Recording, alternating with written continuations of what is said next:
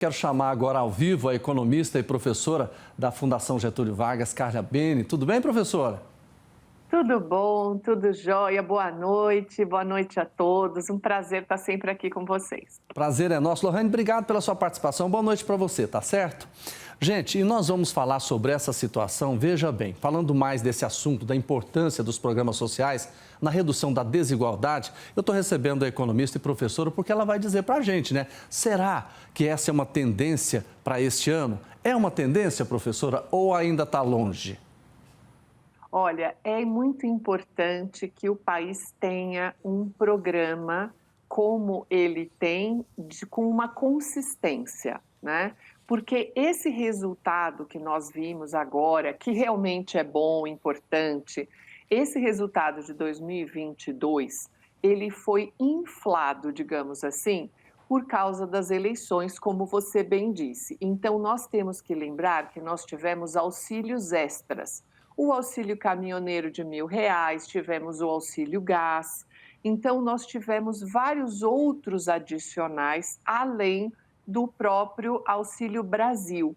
Então, se você puxar um histórico, nós tínhamos o Bolsa Família, depois ele foi trocado na pandemia pelo auxílio emergencial. Aí no auxílio emergencial você mudou o cadastro único, outras pessoas entraram, isso daí inflou bastante, nós tivemos oscilações de valores, lembram? Foi Sim. R$ 600, depois repactuou para 600, aí caiu para 300, repactuou 300, ficamos um período sem, aí o auxílio emergencial voltou, aí trocou de nome, virou o Auxílio Brasil, e no ano passado ele estava em R$ 600. E agora, quando você fez a troca de governo, você fez a manutenção, fez a aprovação no Congresso, orçamento, tudo. Então, o que se espera para esse ano é que a gente continue com essa manutenção, é um ponto importante, e o outro ponto é um ajuste no cadastro. Porque quando você pegar os dados, por exemplo, que foi feito um pente fino no cadastro, 1,5 milhão de pessoas foram descadastradas porque estavam recebendo de forma indevida. Então, isso também é importante, porque a gente precisa que o dinheiro chegue para quem realmente precise.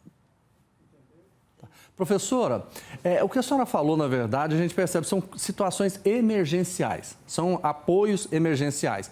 Mas a gente sabe que a desigualdade social no Brasil é um negócio horroroso, talvez uma das piores do mundo, né? O que fazer nesse momento? Porque é uma construção, começa agora e a gente vai construindo.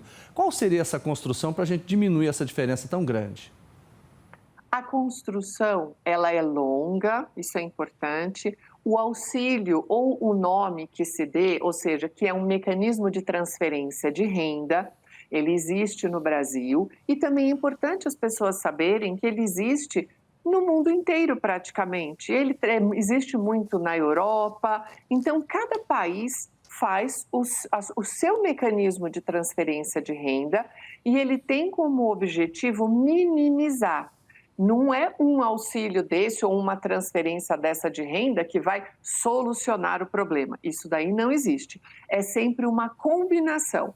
Então, você ter uma Bolsa Família agora que tenha uma estabilidade, que tenha uma manutenção, que consiga fazer a correção, por exemplo, pela inflação, também é importante.